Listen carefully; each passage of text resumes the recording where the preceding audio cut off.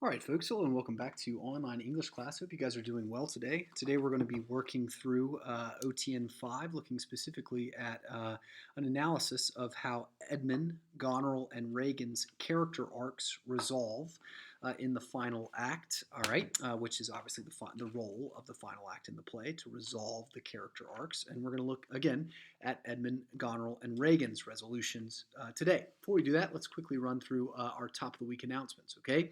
So first and foremost, remember your discussion grade procedure. Enough on that. Make sure that you're continuing your OTNs 4 and 5. Make sure that you are ready to complete your Unit 6 test. Your prompt is going to be assigned to you at the end of the lecture on Friday. All right, so it's a little abnormal. I'm going to assign you the prompt and then attach that prompt on RenWeb at the end of the lecture on Friday, okay?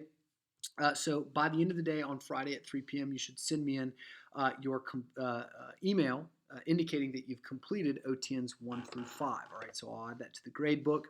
Contextualizing all this is your work on the quarter 4 essay and your MW for the road. Okay, so I need to be making sure that you're working on these OTNs on a daily basis. That way you can finish your 5th OTN, your final OTN, comfortably on Friday before 3 p.m. Okay, so without any further ado, let's go ahead and jump into our analysis of Act 5. Okay, so we've already conducted our SQ3R for this section of text, and now we're going to jump into our analysis of how the major characters develop in this portion of the narrative. Now, this portion of the narrative is meant to resolve the action. Okay, so we're asking ourselves essentially, what is the meaning of the ways in which Edmund, Goneril, and Reagan's character arcs resolve? Okay, well, together, collectively, okay, before we get into the actual text, let's just think generally about the commonalities between these three characters' worldviews and motivations. Okay, so first and foremost, these are the characters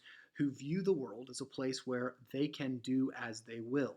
All right, they do not believe that there is any kind of natural law governing or compelling them to behave justly with respect to the other people that they know, no matter how close they are, whether they're fathers, sisters, brothers. It doesn't matter who they are, right?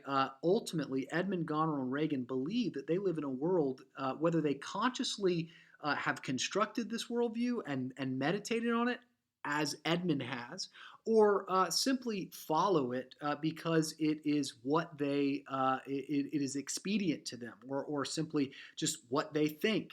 Like Goneril and Reagan, they haven't come on stage and articulated a kind of well-developed existentialist philosophy, but all three of them seem to share this notion that they are the masters of their own moral universe, and they can do what they want, all right? And in Act 4, increasingly, right, as characters who follow the kind of law of love or this generally revealed compulsion that is felt and followed by Cordelia and Kent and Edgar to treat others lovingly, graciously, kindly, to treat others as they would want to be treated, right? In Act 4, there seems to be a kind of logic that is beginning to develop. For Edmund, Goneril, and Reagan, specifically Goneril and Reagan, not so much Edmund yet, but that's coming in Act 5, obviously, if you've read it. Okay, but for Goneril and Reagan, there is increasingly a kind of deserved relational chaos that is given to them, whereas for Lear and Cordelia, for Gloucester and Edgar and Kent, there's a kind of deserved relational harmony. All right, that is given to those who are law-abiding. There's a kind of structure, and to those who are lawless or wicked, there's a kind of given over to relational chaos as Goneril's marriage begins to implode and fall apart, and she plots against the life of her own sister and her husband, and is increasingly further and further given over to sort of licentiousness. Okay, now that impression, right? Which is sort of developed in Act 4. And the play seems to be driving toward this cultivation of a portrait of a world that Shakespeare gives us that has been redeemed from the chaos that was incurred by Lear and Gloucester's lawlessness. Okay, it seems like everything is beginning or will in Act 5 go back to justice, go back to as it ought to be. Okay, but the play does not, although there are some gestures toward justice, some gestures towards a kind of logical application of some kind of natural law that, when disobeyed, incurs death or some kind of penalty, some kind of suffering. Although there is gestures toward that, it isn't satisfactory and it isn't complete. Okay? And if not complete, right, if something is not completely just, and just means as something ought to be, something that is rectified with the way that it was meant to be or created to be, or something that is in harmony with its essence, okay, or something that is consistently applied, if it is not as it ought to be, and if it is not consistently logically applied, is it justice at all? The answer to that question would be no, according to a strict definition of justice. So again, Shakespeare problematizes the logic of this world, pressing us further into this question of the kind of world that we live in. Okay, so the way that this manifests itself in the specific action of the play, if we open up to Act 5, Scene 1, okay, what we see is Goneril and Regan continually given over to this obsessive desire for Edmund, all right, both of whom place all of their hopes for future happiness in their relationship, their eventual marriage to Edmund. Okay, so Edmund, being this sort of embodiment of the abject materialist, the lawless man, who is a law unto himself, right, becomes increasingly just irresistible to Regan and Goneril as they are given over to their lawlessness, okay, as they are a law unto themselves. This man, Edmund, who is a reflection of all that they deem good and true in the world, becomes their obsession. They are given over into that wickedness, okay? And in that sense, right, Edmund is their kind of just desert. He is the lover that they have chosen for himself, very similar to the world, the relationship that they have all throughout their lives are kind of the relationships that they have chosen for himself. There's a kind of internal logic, an internal justice to what Regan and Goneril get in this sense, okay? And Edmund, right, is clearly manipulating both of them. At the end of Act 5, Scene 1, he has a soliloquy in which he essentially says, after promising both of them, after giving both of them his faith, and they naively accepting it, knowing full well that Edmund is to the core deceptive, all right, that has not displayed any other kind of action except for manipulative behavior throughout the course of the narrative. They are, like Lear and Gloucester, blind, okay, as they accept his pledges of fealty, accept his pledges of faith with sort of open arms, as if they are an exception, as if they, despite the fact that he is a liar and that he has proven himself to not lead to blessedness or happiness, very similar to the ways in which a worldly life, a materialistic life, all right, leads to a kind of horror, leads to a kind of terror, all right, that is embodied and explored in Heart of Darkness in the character of Kurtz, when his last words are the horror, a life lived in pursuit of power, a life lived in pursuit of pleasure alone at the expense of everyone else around you, leaves you alone, disempowered, and humbled, right? As death comes and takes away all that you valued, all right? As age comes and disables your body, and your pleasures that were past are simply ashes in your mouth because you cannot taste them any longer. Okay, that kind of horror, all right, is the just penalty that comes to Regan and Goneril And Edmund is this deceiver who has deceived both of them, and he confesses that to the audience very obviously at the end of Act 5, Scene 1, as he, in a soliloquy, simply thinks about which one he's going to take. Well, both. Are we going to go with both? Well, okay. Wow. Talk about licentiousness. One, neither. Neither can be enjoyed if both remain alive. So somebody's got to die, right? He's already plotting one of the sisters' death. He knows that he's got to get rid of Albany, but Albany he needs for the battle that follows. So he can't quite take care of Albany yet, but he will. And then he'll kind of choose whoever's more expedient at the time. He'll just kind of play it by ear, as he does in all things. Goneril and Regan's just punishment, the world that they have chosen, the relationships that are chosen, is embodied by Edmund as they put their hopes in a man, right, who is to the core deceptive. Okay?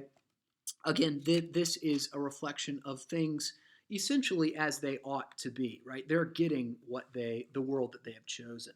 But the logic of the sort of justice that is being deployed in the play is undermined in the very next scene, all right, in which Cordelia's army loses.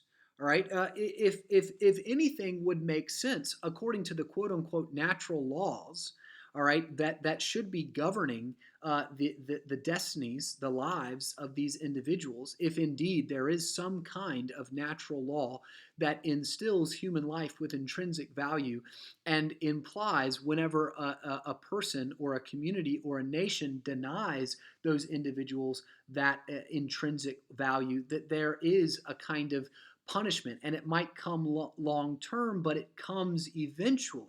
Well, if that's what Shakespeare is trying to say, if that's the view of the natural world that he's trying to cultivate for us, then it certainly would only have required him a few edits, a few strikes of the pen to have Cordelia win this battle. But Cordelia loses this battle. And to emphasize the injustice of the loss, Edgar, as he is going to fight on the side of the good guys, as he is going to fight for love, as he's going to fight for justice, he tells Gloucester to pray to the gods that the right may thrive, to pray for justice. Pray that the good guys win, Dad. And the implied answer to that prayer is the gods seem to say no. The gods seem to allow the unrighteous to thrive and not the right. So there is this kind of ambivalence, okay, in the end of the play. All right, these two sort of equal impulses, and it's also something that is reflected in the world, guys. Okay, that there does seem to be a just penalty for the lawless. Okay, for those that live lawless lives and live violent lives. All right, they tend to come to kind of desperate and chaotic ends. All right, families that do not do unto others as they would have them do, as they would have done unto them, tend to disintegrate, denying individuals kind of fundamental relationships that are good for their flourishing. All right,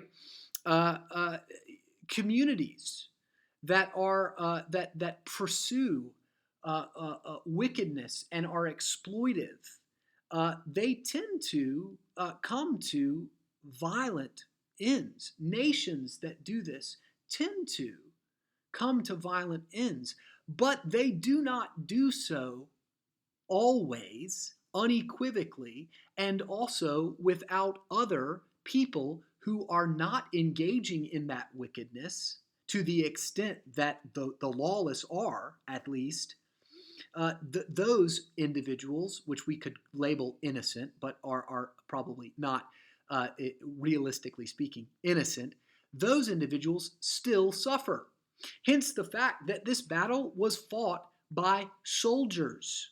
And those soldiers, okay, to add complexity and nuance to the scene, those soldiers who have been living in their own kind of dramas that they were thrown into, this kind of thrownness, right, that existential philosophers talk about, all right, thrown into these situations in which they don't know that their leaders are immoral, horrible people that want to bring the kingdom into further chaos and are tyrannical and are probably going to lead these men to fight battles that they very well could die in for the sake of an unjust, unrighteous leader. They don't know that. They probably just think that they're showing up to go and do their duty to king and country as good English patriots to fight the invading French because, screw the French, right? Uh, and those guys, ironically, end up defeating, killing, beating the French troops, Cordelia's troops, who are fighting for the good. They lose. They give their lives. They have to pay the price with their life, okay, even though they are on the side of the good. All right. So, in other words, though we see this kind of personal judgment unfolding for Goneril and Regan, there's a sort of equal and opposite force at work here that is chaotic and unjust. All right, lacking in the kind of logic that we long for as human beings, lacking for a world that is authentically aligned with this natural law that we believe in. Okay, the kind of natural law. Again, I'm using that term pretty loosely, but what I mean just generally is a kind of moral compulsion that is generally revealed that affirms on the most basic level the fact that human beings should be treated justly. Okay, that's the kind of thing that, say, Immanuel Kant believed in when he affirmed the fact that human beings should never be treated as means but rather as ends. Okay, it's the kind of belief or ideal that was at the heart of Thomas Jefferson's assertion that all men are created equal and have inalienable rights. Well, why? Simply because natural law. It's self-evident, right? It's this optimistic belief that there is this basic law, okay? And observing that law leads to flourishing. And ignoring that law leads to death and disintegration and harm and suffering. Well, on the one hand, this place seems to suggest, yes, indeed, that does seem to be true, but also it's not unequivocally true. All right, the place seems to cry out for a justifier, a good king, not King Lear, not even King Edgar, as we'll talk about tomorrow, but rather a king who will remake a kingdom that is authentically just, okay, in which wickedness is punished in its exact proportion, in which the seemingly innocent do not pay the price for the sins of their fathers or the sins of their rulers, but rather a world in which people live uh, uh, uh, according to what they were made to do and love their neighbors as they were made to. Okay? But by Act 5, Scene 3, right, Edmund has won, all right? And this is once again just kind of evidence of the wrong guy winning, all right? Now, Edmund doesn't stay on top long, all right? Edgar confronts Edmund, accuses him of treason, and challenges him to a duel. Meanwhile, Regan and Goneril has poisoned Regan, and Regan is dying, okay? So the symbolic connotations are the kind of poisonous, self-destructive nature of the materialism that she embraced, all right? So Regan dies off stage of poison. Goneril, after learning that Edmund has died, right, kills herself. Again, a kind of dramatization of the self-destructive nature of a materialistic worldview in which one believes the lie that Edmund embodies, that they are the masters of their own moral universe and that they are not compelled to treat anyone any way at all. This ultimately ends up in a kind of horrifying end, resonating with Kurtz's horrifying end at the end of Heart of Darkness. A very similar kind of character resolution for all of these characters, okay? And Edmund, likewise, right, is defeated by Edgar. The sword that Edmund lives by, right? In fact, when challenged, he says, "This sword of mine shall give them instant way, where they shall rest forever. Trumpets speak." In other words, Edmund believes that his sword, right, the strength of his arm, his own might, his own wit will overcome Edgar's goodness. All right, he will live by the sword. All right, but indeed, he does not live by the sword. Rather, even as he lived by the sword, he also dies by it. Okay, he comes to a violent end. The violent man comes to a violent end. All right, that also has a kind of logic to it. All right, and as he is coming to this violent end, right, Edgar reveals all of Edmund's disgusting behavior. He reveals the ways in which Edgar dressed up as poor Tom and reconciled with his father, and it moves Edmund. As Edmund is dying, bleeding to death, being confronted with the reality of the ultimate reality, and that is the reality of his own mortality, the reality that he is dying. Okay, and that he is not the master of his universe. Very similar to Lear's confrontation with his own aging and mortality, the ways in which that humbles him, that brings him to right understanding of what his moral compulsions are. Edmund wants to do something good in the end of the play. Okay, well, again, this kind of makes sense, right? Edmund got what he deserved, and also he's having this kind of redemptive moment where he is realigned with reality. But significantly, it's too late. He sends the messengers away to go and save Lear and Cordelia, but it's too late. Cordelia is already dead. The worst possible outcome has come to pass. The exact wrong person died. Cordelia died. Lear lived. Comes in, the old man does not die. The young individual dies backwards. That's not the natural way. Instead of the child burying the parent buries the child, brings her in his arms, and then dies of grief next to her. It's not enough. It's too late. Okay?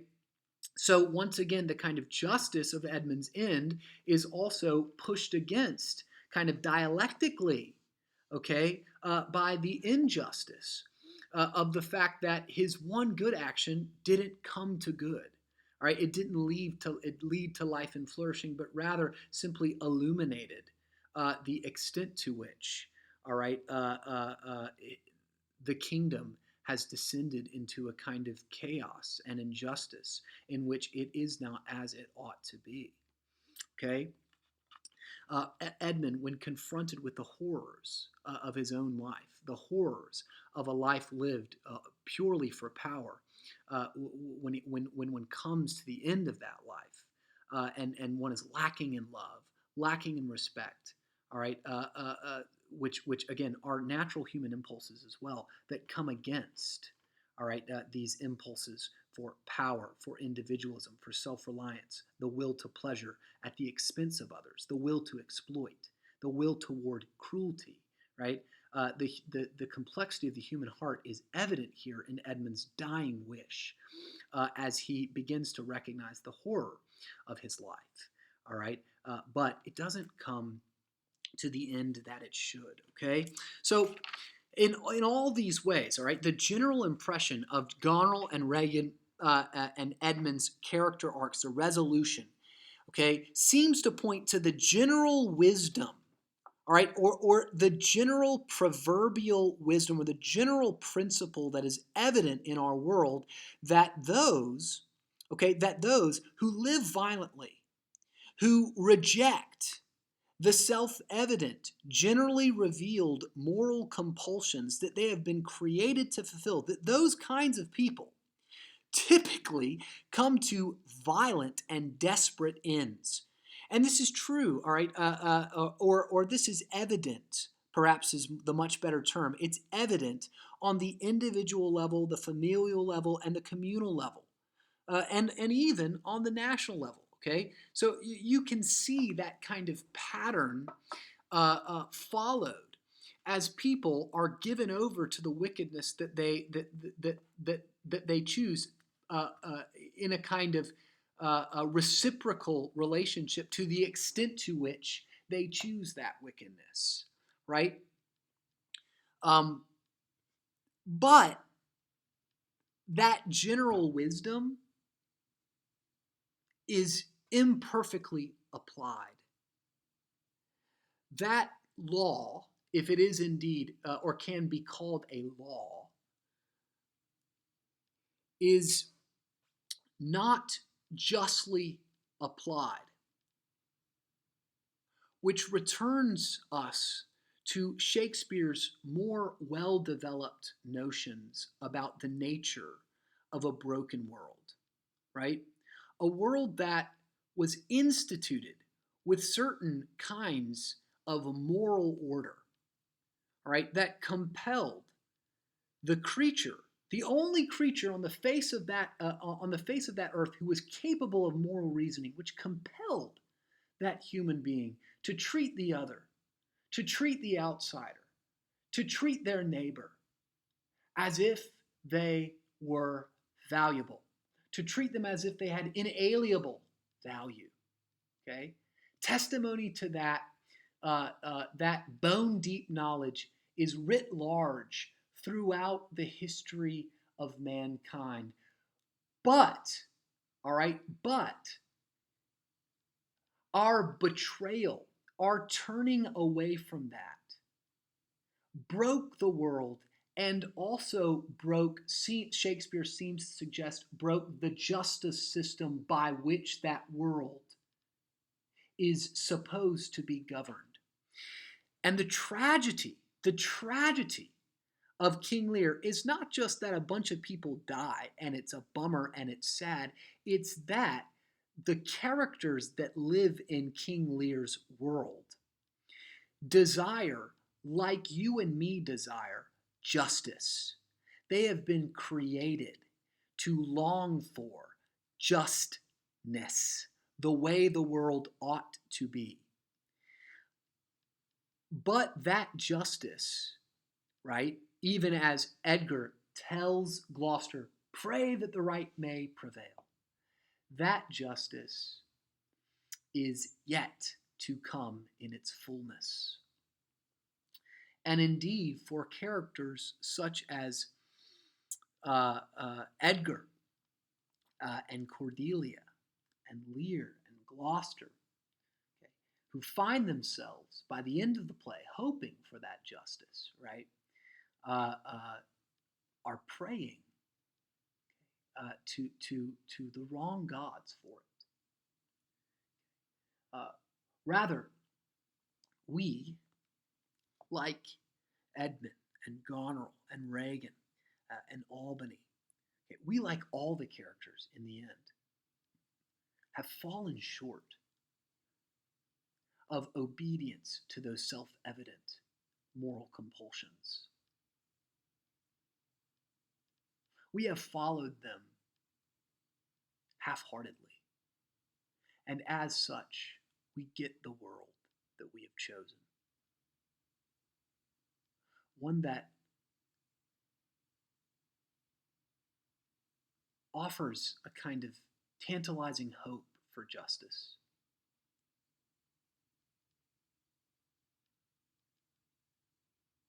but does not fulfill satisfactorily that longing.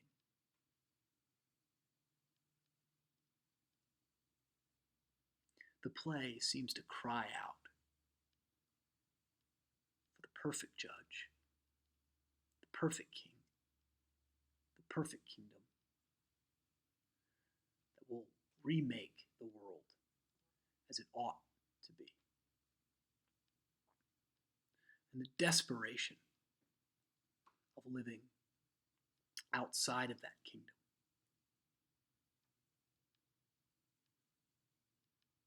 All right, that's all for today. I hope you guys have an excellent day.